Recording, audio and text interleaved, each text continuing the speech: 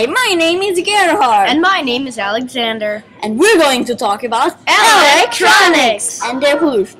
Also, what toxics are in computers and how they affect people and the environment.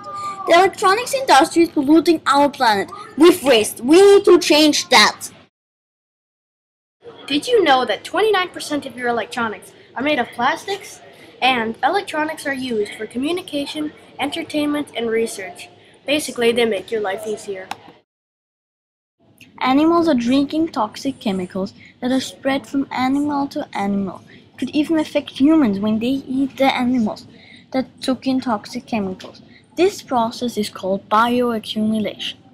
The company should not use toxics, or at least reduce the amount of toxics they put into electronics, especially the ones we use every day, like computers and phones, because phones give radiation when they are turned on. If you would not put toxics in machines, there would not be any toxics coming out of your machine.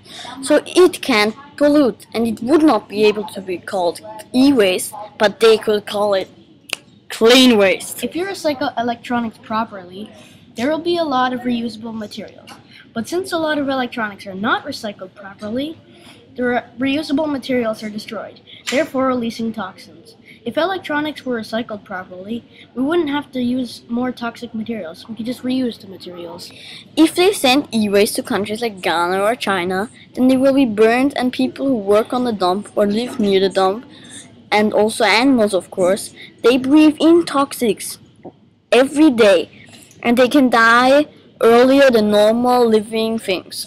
If the electronics industry took back the old electronics, there would be environmental and social benefits. An environmental benefit would be less e-waste landfills. A social benefit would be less people sick and contaminated, so they can live longer without disease. They should make chips the same shape, so you can just change that one little piece and you don't have to throw away the old computer and not have to buy a new computer. It's also more sustainable. But you can help. Some recommendations I have for making electronics more eco-friendly are we could pass laws about sending any electronics to developing countries. And if they do send electronics to the developing countries, they would have a small fine or a small jail sentence. Another idea is we could have a take-back laws in every country,